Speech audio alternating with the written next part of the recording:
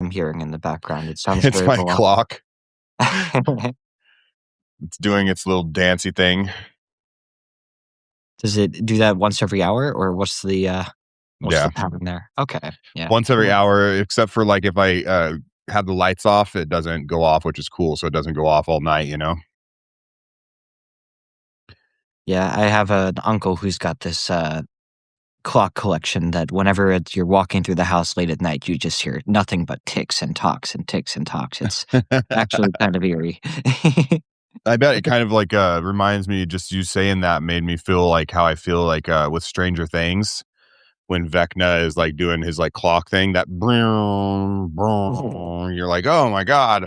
Ah, ah, ah. My It Kimberly, who just joined, that's like the most I've seen her afraid of like a sound or anything is the sound of Vecna's clock. So did you manage to make it to the end of this, recent season, or did you, like me, give up before, getting that far? No, I did make we did make it to the end. We mainly we we we were dedicated because we wanted to make sure Steve didn't die. That was literally the only thing that made us keep watching that show, I think. The previous, time jumps between seasons weren't enough to, lose me before, but this one was just enough where I tried to just jump back in, and I just couldn't bring myself to care about the same characters, and, I don't know, I think I'll get around to it eventually because I do wanna know how it ends. I do wanna know who does die or doesn't die, but, yeah, I tried to start on this most recent season, and I'm just like, "Fuck, I can feel it pulling me to start back over from season 1, but I just don't have the patience in me to do it." Yeah, no, I can relate with that. I tell people all the time, like you know, the show Dexter. Ah, yeah. Uh, I always twice I've watched through that entire show from start to finish, and then I get to Rita dying. And if nobody's seen it, sorry for spoiler alerts, but I get to Rita dying, and each time just shut it off. Like, I'm done. Like, I don't know why. Like, it's not like she's like a super like you know, story essential character or whatever.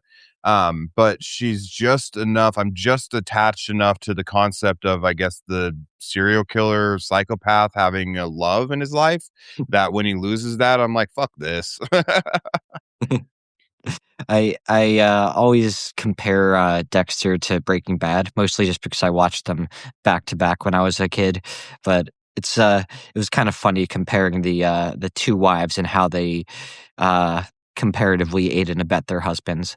Rita, I Yeah. think, is, much more supportive of Dexter, even if she's not fully in the loop, but I remember the Yeah. first time watching Breaking Bad, I'm just like, "Come on, Skylar, just let Walter be Walter. The Yeah. fuck?" Let him cook meth, Sky. What is your fucking problem? He's not hurting anyone. I mean, you know, he's getting people addicted to drugs and they might be dying of overdoses, but whatever, you know, Sky, just let him fucking do The it. the writing is so good that at least on that first watch through, you can't help but just root for Walter through and through. I think with Yeah. successive rewatches over the years, I've, been a little more, sympathetic to Team Skylar, but that first time, I'm just like, "Come on, Skylar." Yeah, it is, the first time I remember watching it and stuff, I hated Skylar, and then when she got, like, involved with it and, like, started trying to run how things were, like, gonna be done and stuff, I was really like, "Dude, stay out of his fucking business. Go fucking run your own shit. What the hell are you doing? Go take care of your son." Skylar, God, what was she thinking? Yeah. That whole show, man. I haven't finished that one either. Same with fucking Dexter and that show. I haven't finished either of them, which is my bad. But yeah, those are 2 on my checklist. I don't know why I stopped watching Breaking Bad. No idea, honestly. I just kind of teetered off from it and have never gone back. That's a little more impressive to me. That is one of the most, infectiously addictive shows that I've ever encountered. I revisit it every, year or 2, I would say. Yeah, it's definitely it's on the list. Maybe I'll start watching it because we just finished we were watching The Umbrella Academy. I recommend just watching the first season and then never watching it again if you haven't seen it already. Yeah. Don't watch any of the other seasons, man. It's not worth it.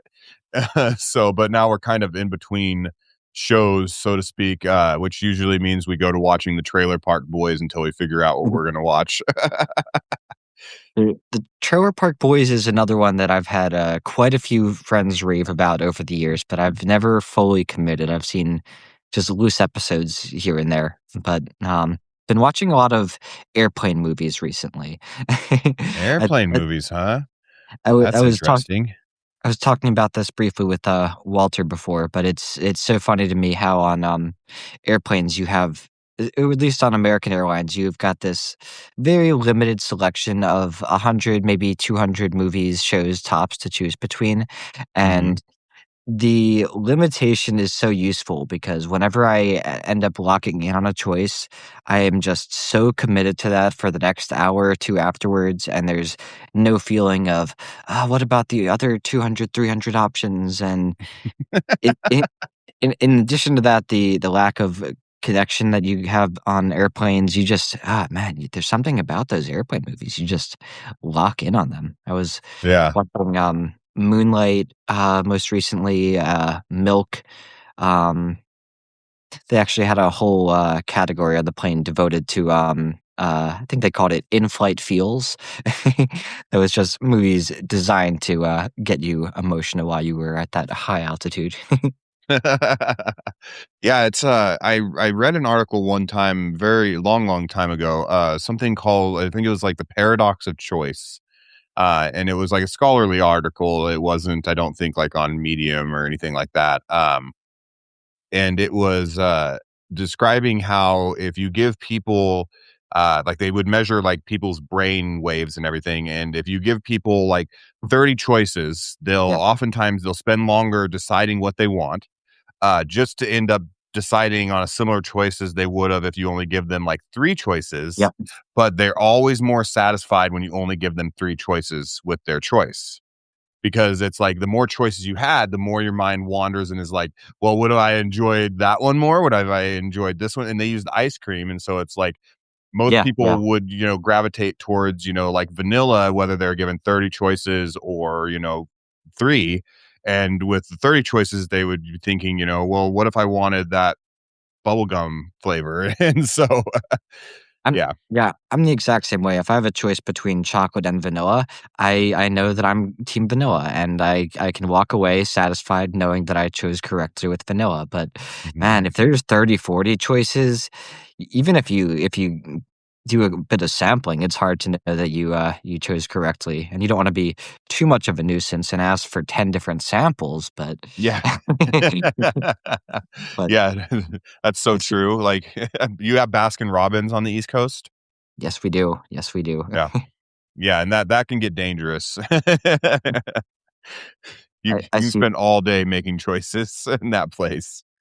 I see that Corey Gerlach is here, and forget if I told him this already, but I recently followed one of his movie recommendations of The Lost City of Z, which uh, Lost City of Z. which is about a team of explorers who get tasked with mapping an uncharted part of the Amazon region, and it was really such a good and it just adventurous movie. I really enjoyed that one quite a bit. It tapped into a lot of what I enjoyed about, Into the Wild, just one of my favorite movies of all time. But, one that I would recommend on Amazon if you're browsing.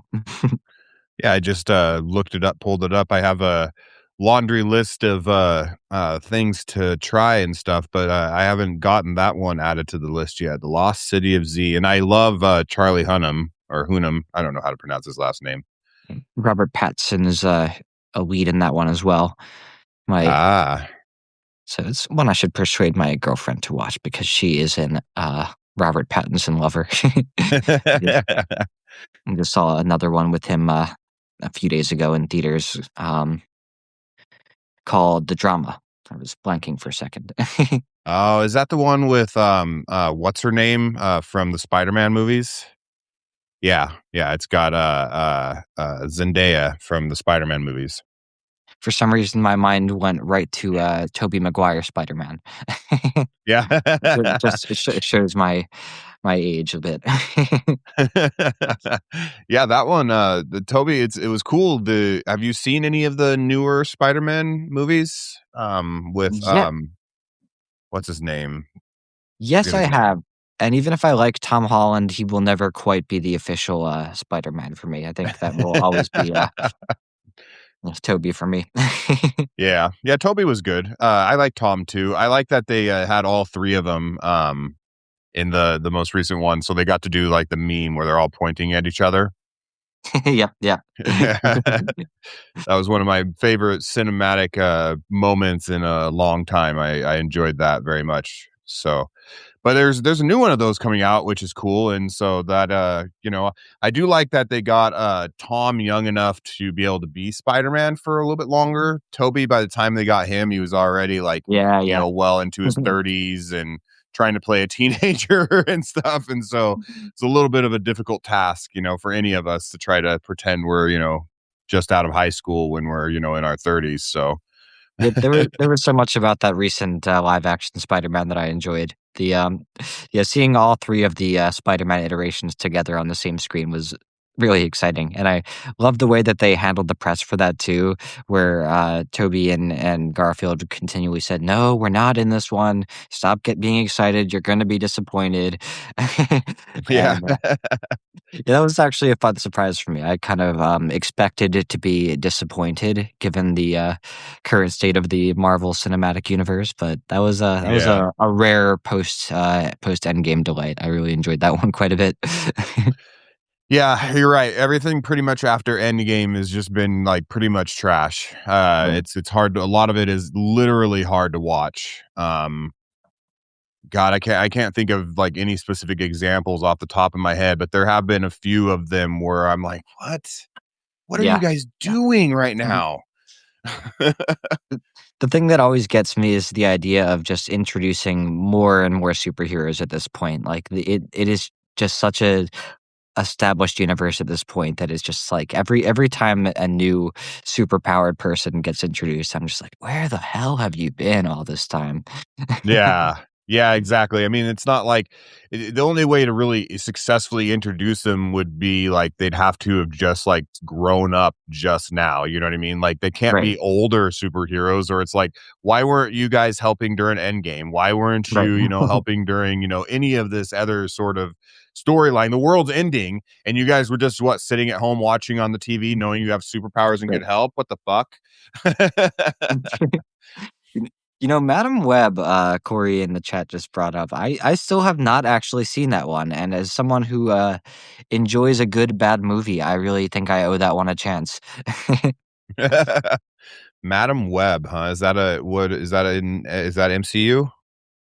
Yeah, I think it's considered to be like the worst superhero movie of all time, pretty much. That one was panned when it came out. I'm blanking who was it? Sydney Sweeney was in it.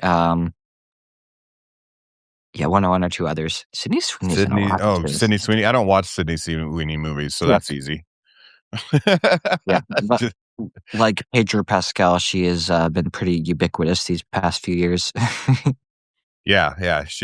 I don't know.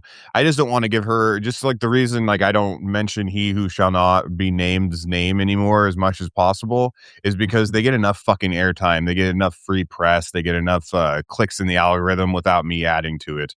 Especially "He Who Shall Not Be Named." That guy, he gets enough attention. He doesn't need me to help. Yeah, Voldemort is a dick, and Yeah. frankly,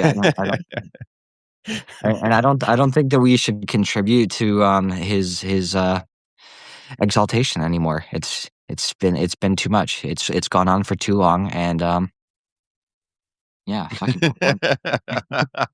What so Voldemort is a, snake, like, represented by a snake. That's the animal he obsessed with. What would, like, you think if, the other guy who shall not be named started, turning into an animal, what do you think his animal would be? I'm trying to think of a good, clever answer here, but eh, I feel like he's most in the sloth direction. Maybe a boar. Yeah. That's what I was thinking. I was thinking like a big, fat, lazy orangutan. Yes, sloths are too innocuous and harmless. So I'm gonna actually go with a boar. Just really abrasive, angry, stupid. Yeah, yeah. Yeah, there you go.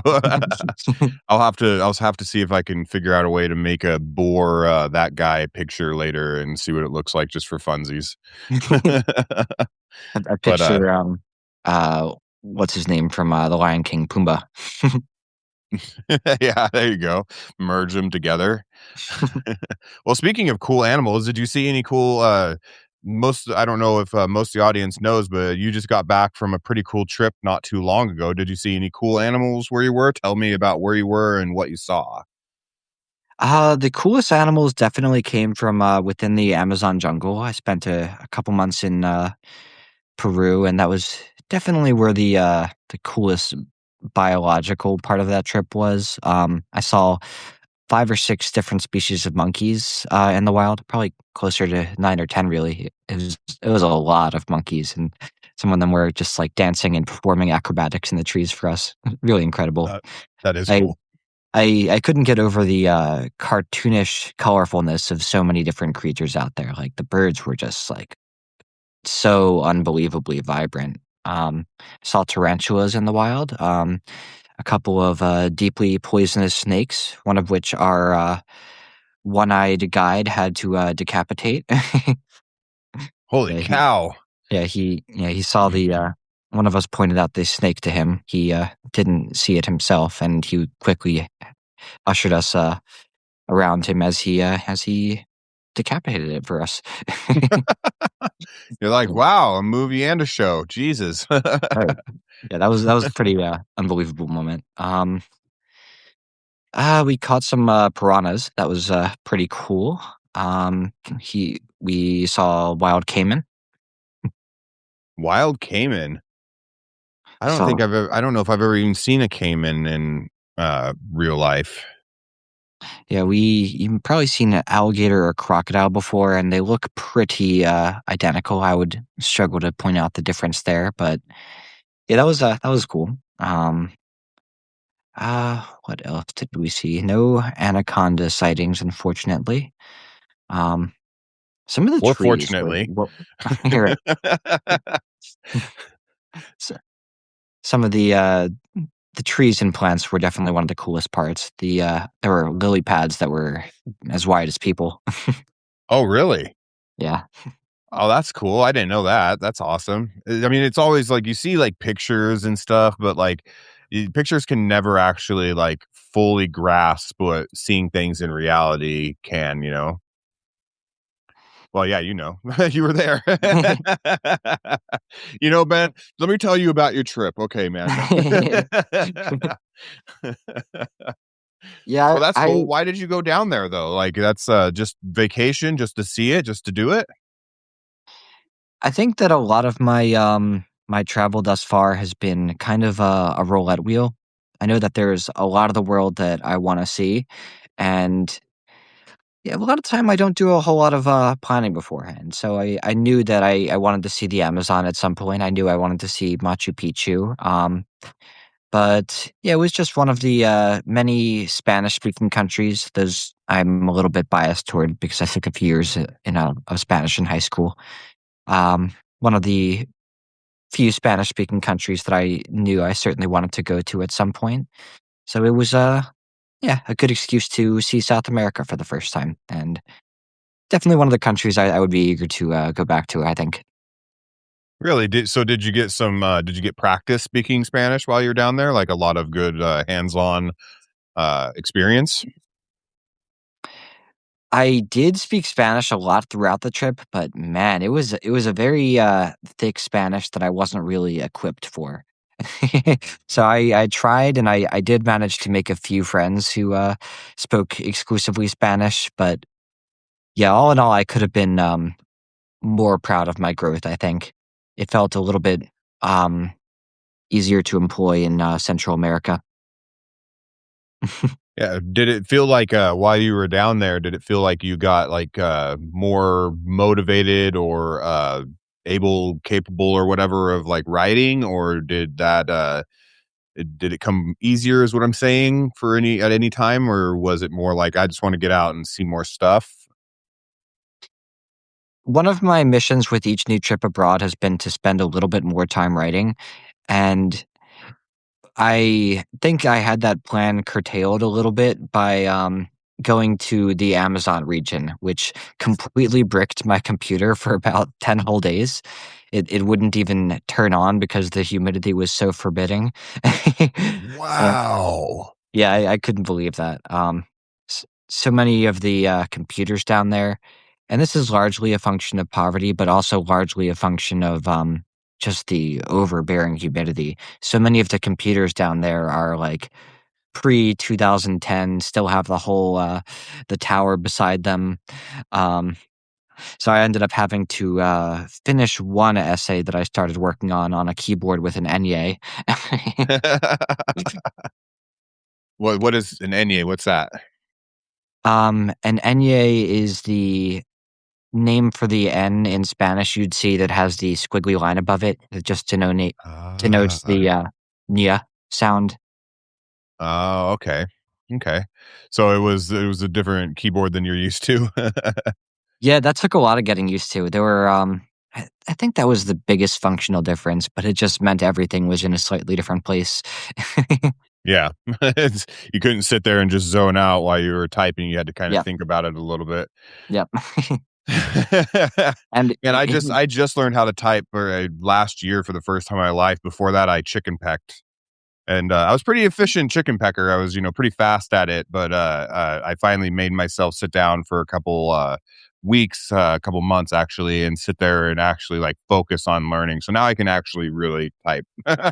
No, it's actually cool to talk to someone else, about that. I just myself learned how to type for the first time in, a little bit earlier. I think 2023 was when I finally sat down and said, "You know what? I'm tired of doing this. I'm gonna finally just sit down and learn." And yeah, it was tricky for those first couple months, but I finally got to a place where it actually feels fluid. Yeah. Yeah, now it's just natural. Now my fingers immediately go to the J and F, and, now I know where all the keys are and everything. Yeah, it took a while. I mean, I had to do, typing class in high school, and I don't know how I passed it, but I did. I had to do, typing class when I went to, medical school, like a medical, vocational education type, institution, and I passed that then. I don't know how because I didn't ever do it. I didn't learn it. I didn't actually like retain it. The second like I was done, I would go back to just chicken packing for some reason. Yeah, yeah. Yeah, and so finally it was this, yeah, like I said last year, it was the beginning of 2025, like January, February, March. I just was like, no, fuck this. I'm learning it. I am learning it.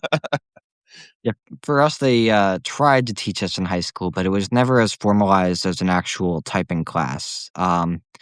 So for some of us it took, and for others it didn't. But I wasn't the only person in my graduating class who just never figured that out. And for the first year and a half of writing, it was a mounting frustration for me. And finally, like you, I was just like, "Fuck it! I'm going to sit down. I'm going to try these teach you how to type websites." And a couple of them were slightly infantilizing, but they did the job. Yeah. Yeah, I have one still saved on my, computer. It's typing.com, and, I haven't gone onto it for quite a while now, but even after I, like, figured it out and got, like, somewhat efficient at typing, I would still go just to see if I could get faster at my speeds. Yeah, yeah, But, yeah, I need to do that again. Next thing, I need to do that now with a keyboard, like a piano keyboard. Same, like, "I'm gonna learn it," type thing, because I really wanna yeah, learn just, even if I just learn a few notes and keys. I always wanted to learn an instrument at least, to be able to do it, not like yeah. I don't wanna be a pro or anything like that, but just to be able to do it. That's it. So, just need to focus and make myself do it. There are quite a few skills in life that I'd really like to just be able to snap my fingers and have, but I don't expect to ever develop on my own. I just Yeah. I don't think I'm ever going to be a terrific cook or coder. And those are two things that would be nice to just be able to snap my fingers and be able to do. Yeah, coding is fun. I know a little tiny bit. I'm not if I could create like the face of a website if I really wanted to, but I couldn't make it function. I don't know how to make it go live or anything like that. But I did learn a little bit of that for fun. Cooking, I've gotten a little bit better at because I became the primary cook for my family. And so I've gotten just a little bit better, but mainly only spaghetti. I mean, that's my efficiency and proficiency has gone into making spaghetti alone, and that's it. And so, but yeah, no, I know what you mean. Like, I would love to learn the skateboard. I would absolutely Yep. love to actually learn to be able to do just basic tricks, but I don't think that's probably going to happen. I Yep. don't. Yeah, I had a brief foray into the world of skateboarding when I was a kid. Mostly, I had a Razor scooter that I used to zip around town on.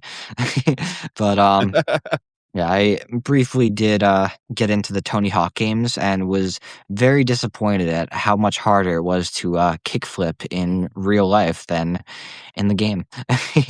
Yeah, yeah. I rollerbladed a lot, but there was where I grew up, there was no like parks to go like practice like doing tricks or anything. Otherwise, I totally would have probably tried doing things more with rollerblades. Because those I got good enough to be able to like jump up on stuff and I could somewhat, I don't know what the move is called, but somewhat like slide along it, but not like really well. But if I had had an actual like park to go to, but the town I grew up to the towns I grew up in rather were all small like redneck type towns, and so there's like no skating or Yeah. skateboarding signs everywhere all over the fucking town. They're like skateboards and skates are the devil. The biggest disappointment for me was Heelys, because I remember the commercials for them and made it look so easy for all these kids to just pick up Heelys for the first time and start scooting around their halls, but Yep. no, that was oh my god, I had to go to a parking lot with my dad and just, like, hang on his shoulders while he tried to teach me, and it just never took, like, we put a few hours into it, and I was not safe to Healy, and, Fair. man, I can to this day, I can think of no instance of false advertising that was quite as grave as Healy's. That was very devastating for me to not be one of those cool kids just sliding seamlessly through their halls. Yeah, I never to this day, I've never worn a pair. I never got to try those ones. They were a little bit after when I was interested in that kind of stuff. And so I don't know, I just never my kids had some, and I do remember they were harder than my kids thought they would be. you That's, ever try they yeah. you ever try Mm. moon shoes? No, I haven't. That was another pretty notable instance of false advertising, but we fortunately just bought a pair at a thrift store, and I think the few dollars that we put into it were worth it. They're just basically just like trampolines that are built into the shoes directly, and they're like huge, bulky, like ridiculous looking objects. But I just remember Oh, I know me, what you're talking about now. Okay, yeah, I didn't know that's what they were called. Yeah, that's funny. I always wanted to try they're kinda like stilts, but they're, like, curved, and you can use them to, like, jump really high. I always wanted to try that. Now I'm old enough, I'm like, "I don't know, man, I'd probably break a hip or something," but yeah, I'd like to but I fuck always around wanna with a try pair. those. I'd like to fuck around with a pair of stilts at some point. Yeah. Yeah. Stilts look fun to try. They really do. I've used painter stilts, which are, kinda it's the same concept, but it lets you just, get up higher, on your feet and stuff while you're painting and working and such so you can paint the, like, cracks on the, ceiling instead of having to move your ladder, so those are pretty cool, but they're a little tiny bit different than actual like stilts, but not really, not much. Once you get the balance down on stuff like that, it's like riding a bike. Like they say, like it's just you're gonna remember it forever. I was just using that analogy in a piece that I'm currently working on. What were you using it in comparison to? Resuming habits that I had before this trip abroad, and how on one hand it feels like just riding a bike, and some of these things are natural, but on the other hand, it feels kind of strange trying to resume this life here after after a couple months abroad. I bet. I mean, there's just gonna be I can't imagine, but there's just gonna be little minute differences that are all of a sudden going to you're gonna come back and you're gonna be like, "Oh, yeah, I need to do that. Oh, yeah, that's expected of me." Just little things, I would imagine. Yeah, yeah, lots of those little things. Even just driving here for the first time, like I was struck by how fast people expected me to go on the highway. Yeah.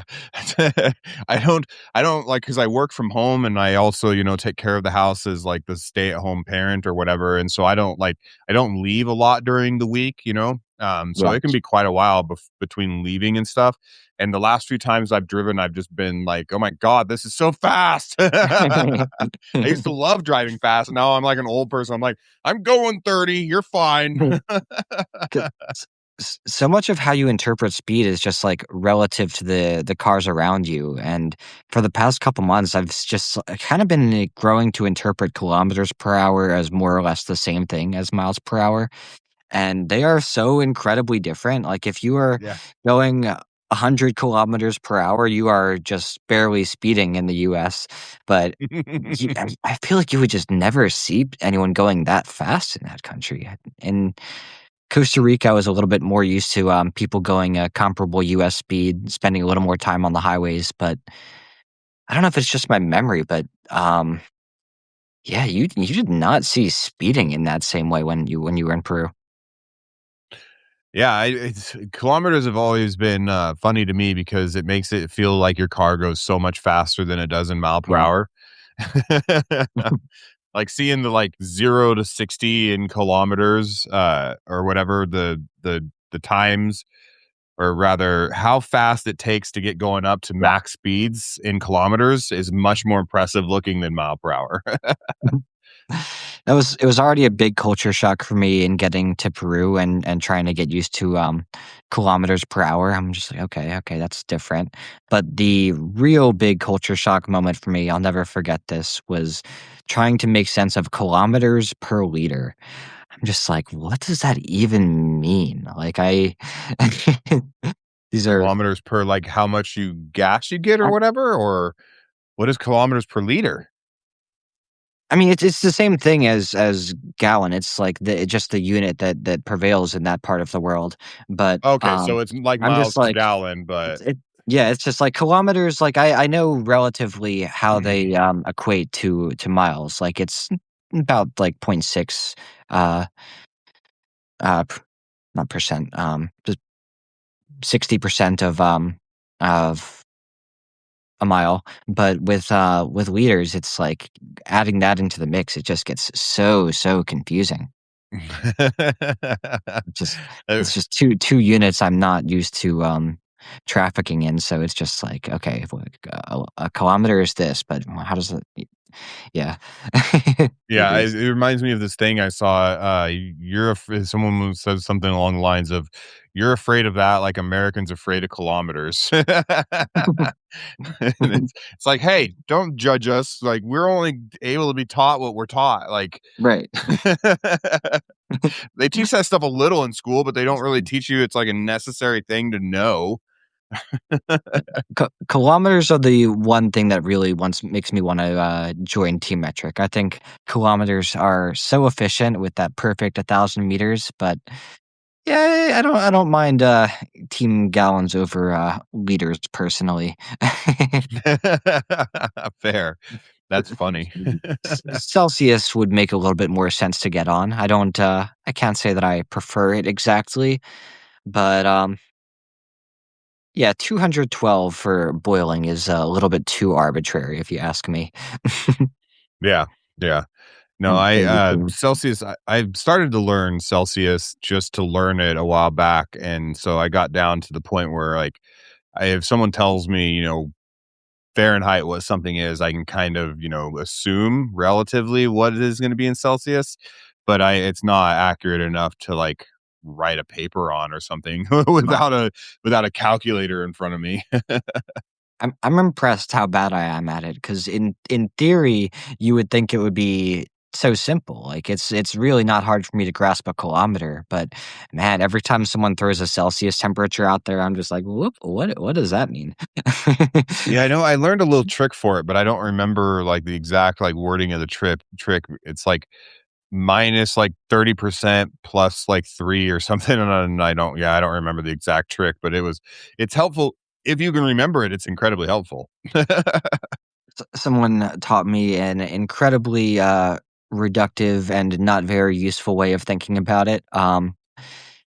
Celsius is like a percentage system, so, you 0 degrees is 0% hot, and 50 degrees is 50% hot, and 100 degrees is 100% hot. That was I that mean, was how that's they explained it anyway. It's, not incredibly useful, but I've been, trying to apply it a little bit.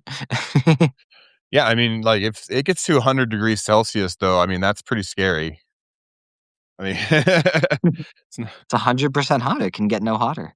yeah. It's yeah, that'd be God, what is that? I have to now I'm gonna do, what Yeah, is it? yeah, thinking if they're 50 degrees is only 50% hot isn't, the most useful, but 0 degrees being 0% hot as freezing, I think that kinda works decently.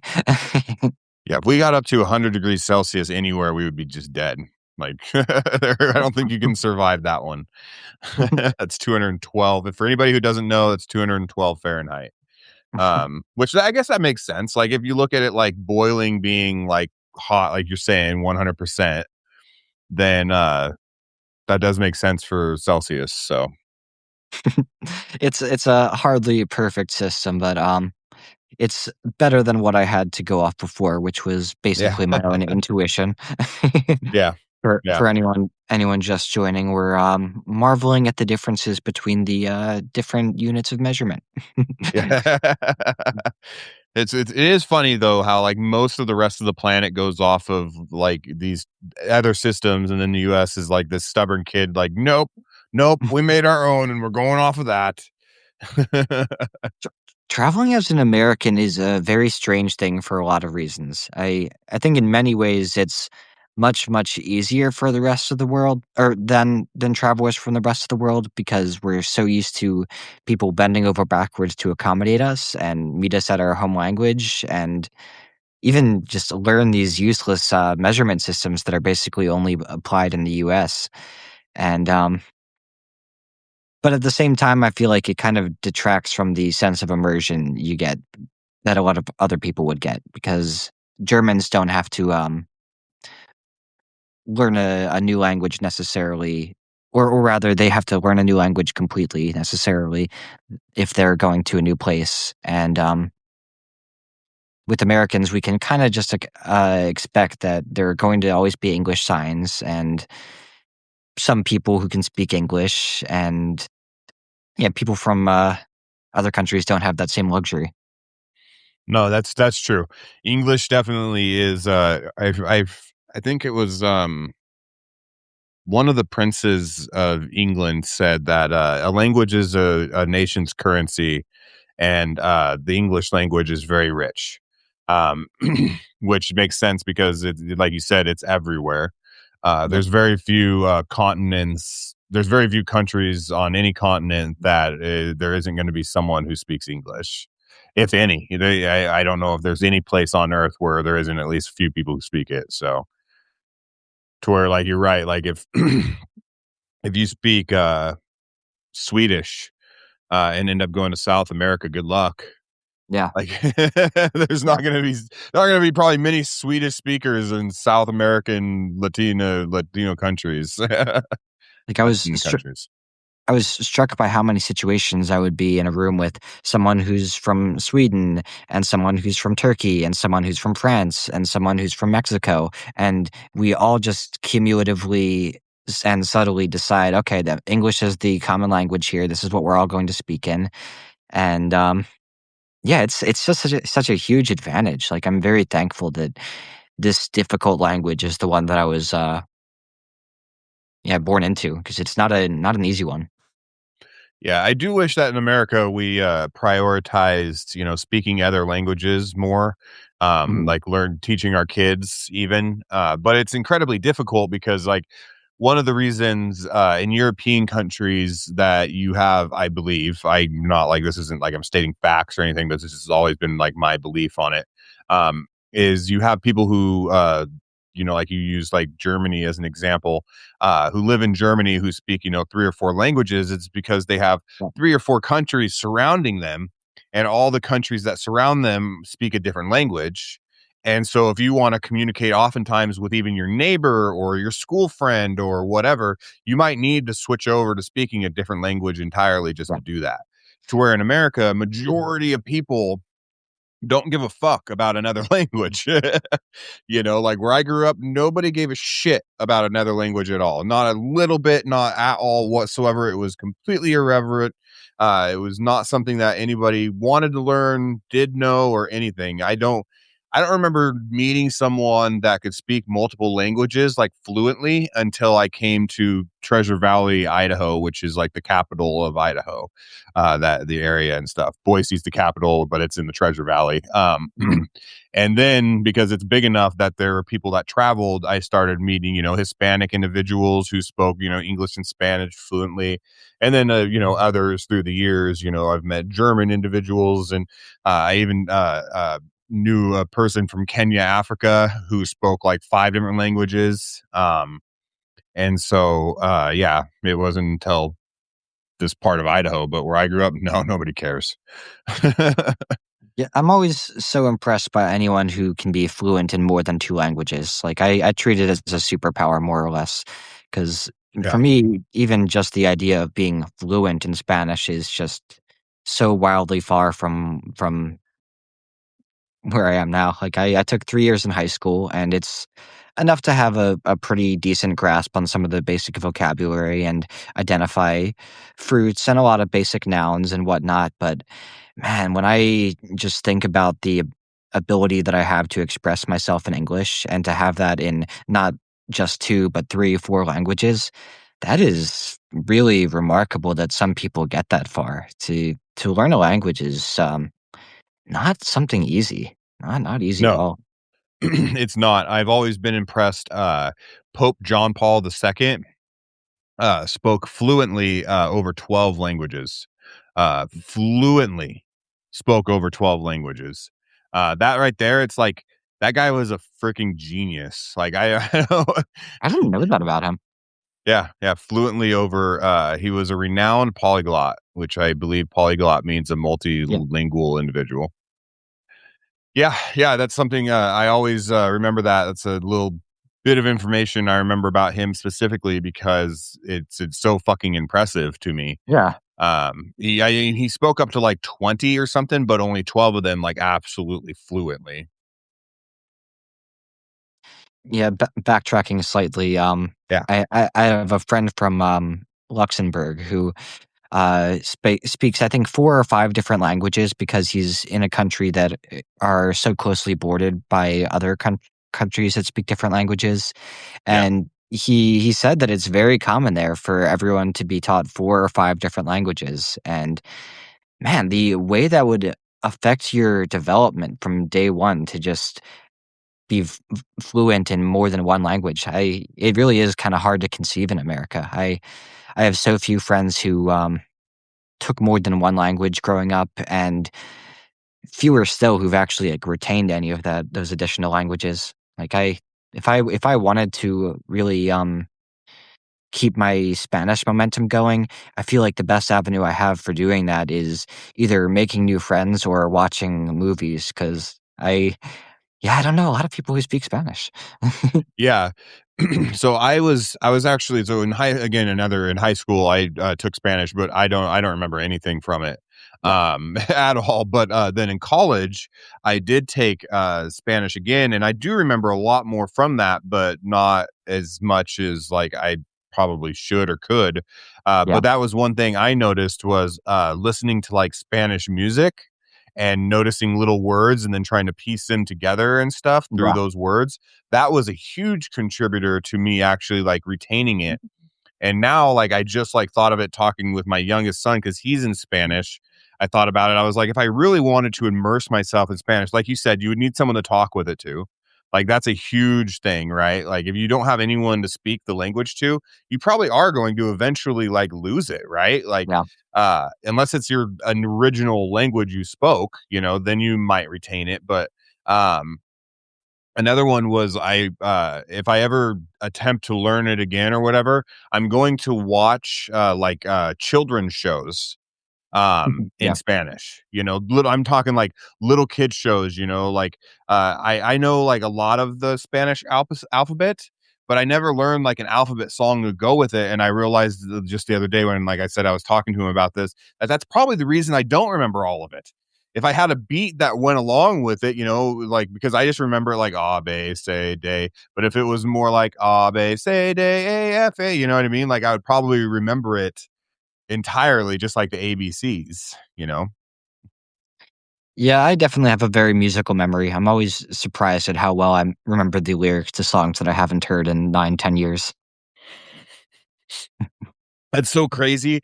I know it's like sometimes I forget. I'm like, "Oh shit, I needed to like finish that article and submit it on Medium or something."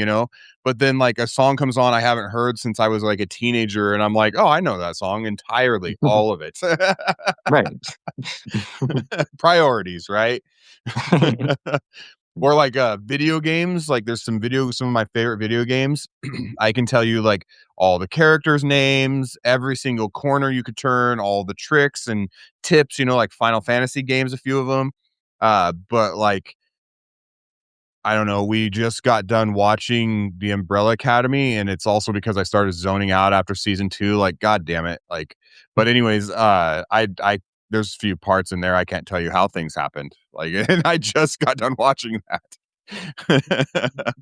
Something I think is kinda underappreciated about video games is, how your brain does kind of interpret them in the same way as any real world place, and, like, going back to them triggers those same feelings sometimes to turn on a game I haven't played in 10, 15 years and enter those same 3D spaces. It really is like going to a place you haven't seen as a kid, and the changelessness too is also kind of, magical in a way because in real life, things are always changing so much that you go back to a place from your childhood, and you, can't always count on it being the same, but, Yeah. yeah, there's always something very warm and nostalgic in video games and how they, you can count on them being the same exact experience from decade to decade. Yeah, I mean, it's like you kind of make in a sense, you kind of make friends with your favorite video game characters and like Yeah. you consider the people that they love to be people you love. And so you go back and they're the same, untouched by time, like you're saying, and so it's not that same way in life. You go long enough without seeing, someone, who's elderly or whatever, and eventually that person leaves.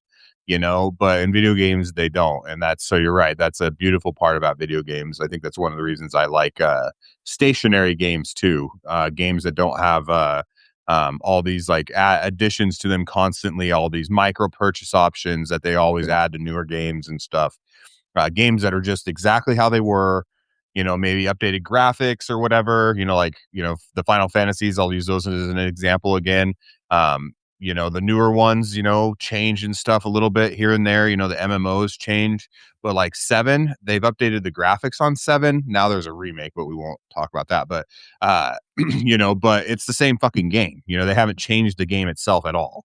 And so it's nice to go back and visit, Ares and Cloud and all those guys. And so, what's your favorite game from your childhood? Um, this is a topically relevant one since it's, just been made into a movie. I think Mario Galaxy is the most magical experience that I've ever had with a game as it's come out. It was an early Wii launch title, and it just could not have possibly been any more perfect for me at that age than it was. I just sat down playing it every single day for a few weeks straight, and then I beat it 100% and then just started the game over again from scratch.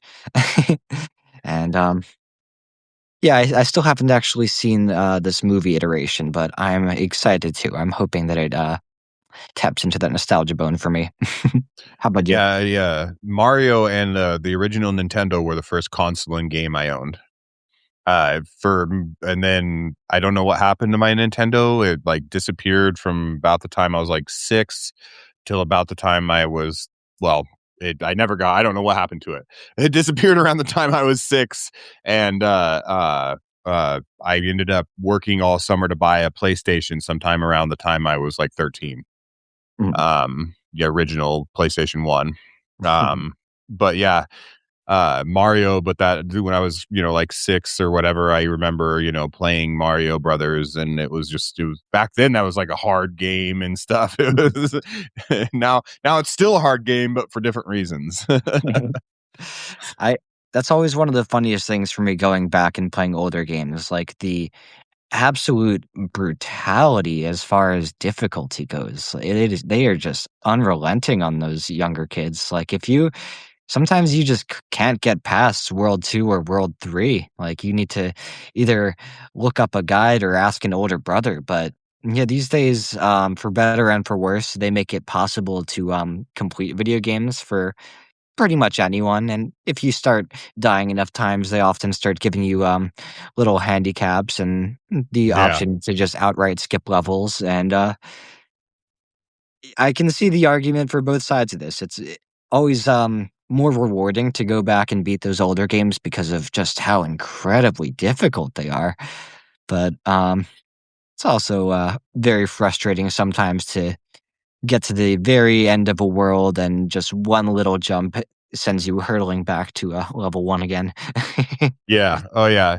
And that's how Mario was like that. I mean, you got like Yeah. 2 lives, and then like you had to start the fucking game over. Yeah.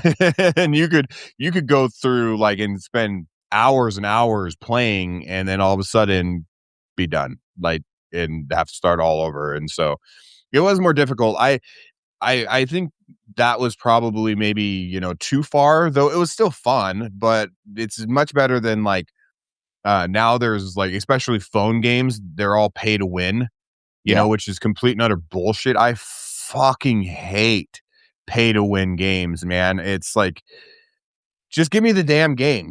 Phones have such potential to be such cool little mobile game devices, but 90% of the games that are created for it are, pay to win, or like you get to like the third level and it's like, pay a monthly fee in order to continue playing. So even if it's not pay to win, you've got to pay a stupid fucking monthly fee just to play it, and it's like, man, like, did you ever play Plants vs. Zombies? I know about it, but I never actually did play that one. Yeah, that was like a good, and they ended up bringing it to everything, but that was a good mobile game.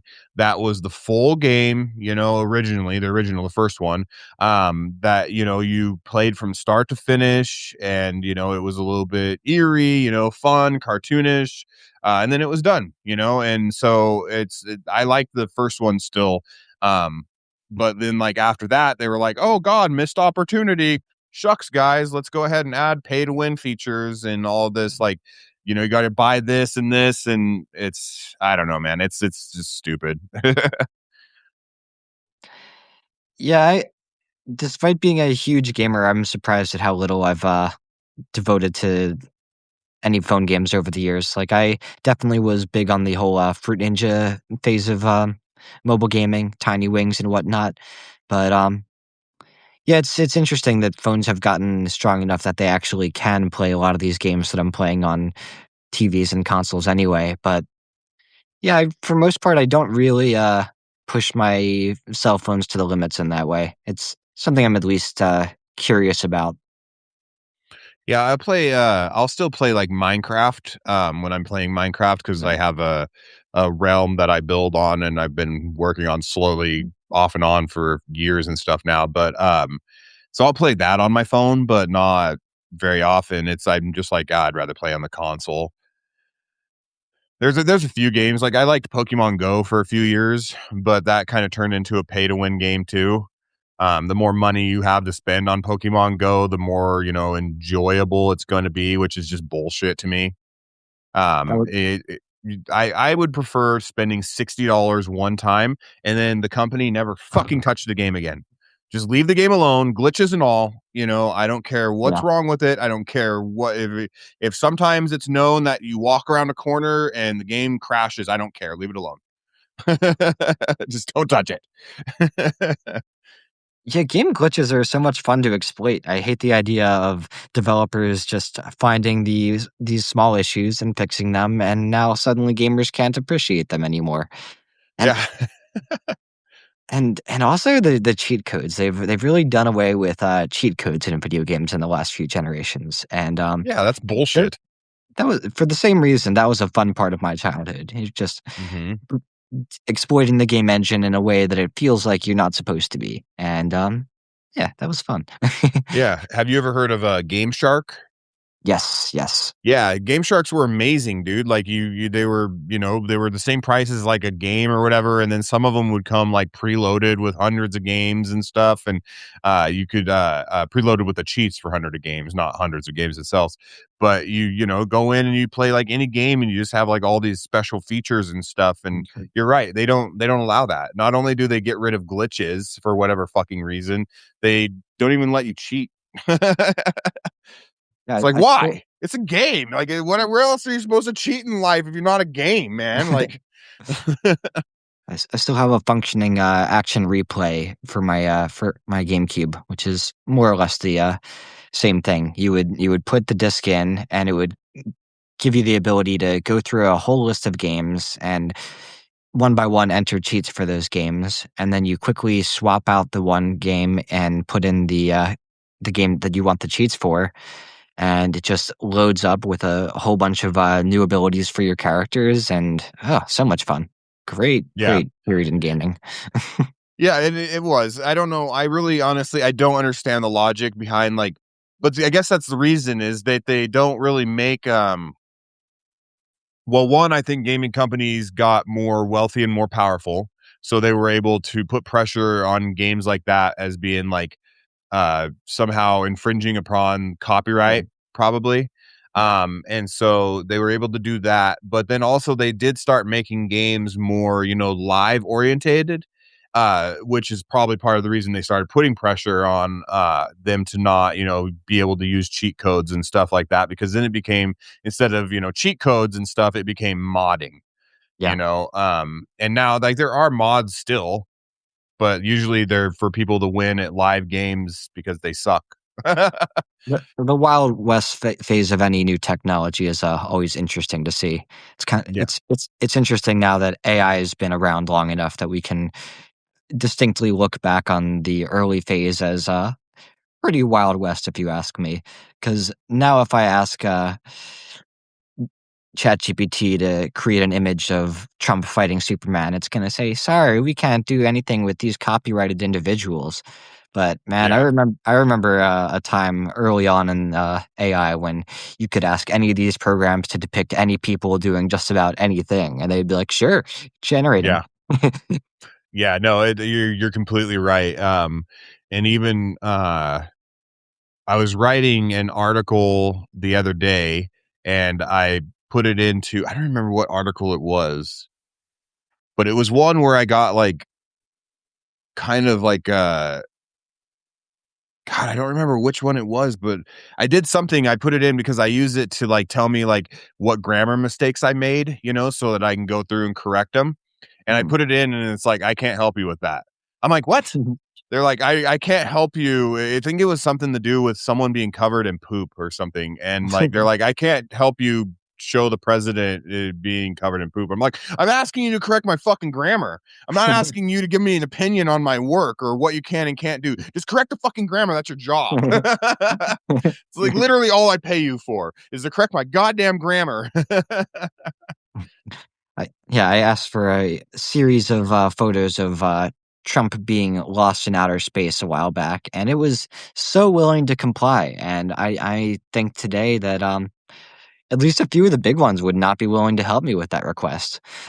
Yeah. Yeah. And it's honestly, and it doesn't make sense to me because it's like it's one of those things that should fall under freedom of speech. If you have Photoshop abilities, like you're able to Photoshop, really, really well, nobody can stop you from using Photoshop. Like the Onion creates some absolutely insane Photoshop pictures for the covers of their articles, Right. and that's completely legal. So why is it a problem for me to use AI to create the same concepts, of these individuals? And GPT is just like, no, fuck you, I can't do it. On one hand, I'm kind of glad to see that some restrictions exist, but on the other hand, I'm like, oh, come on, at least let me abuse this. Yeah, that's ain't that the truth. I am glad because I've seen some absolutely just horrendous AI videos that are just so fucking obviously AI and so horrible that I'm like, oh, there should be some restrictions on that. But then like I want to go make something and I'm like, don't put restrictions on me though. Right. So, well, Ben, tell everybody who you are and where they can follow you, and where you prefer they follow you. If you want them, do you still mostly are you more active on Medium or here on Substack? Most articles that I write, I publish on both Medium and Substack. Um, there are some that feel like they're more at home on one platform versus the other, but most of what you can find here, you can also find on Medium. And yeah, that's the platform that I got started on, and I still prefer in a lot of ways. But you can find me here in Substack as well at the Gen Z Report is my primary publication. Well, there you go, everybody. If you're still listening here, go follow Ben at the Gen Z Report. Make sure you go fucking do it now. Don't wait. But yeah, thanks for coming on, Ben. It was great to hear from you and hear about your trip and everything. And I think we had some good conversations. So I appreciate you coming on. Yep, thank you so much for inviting me. It was a wonderful talk. Yeah, absolutely. I'll talk to you again soon, hopefully. So have a good day and thanks again. You do the same. Thank you so much. Bye.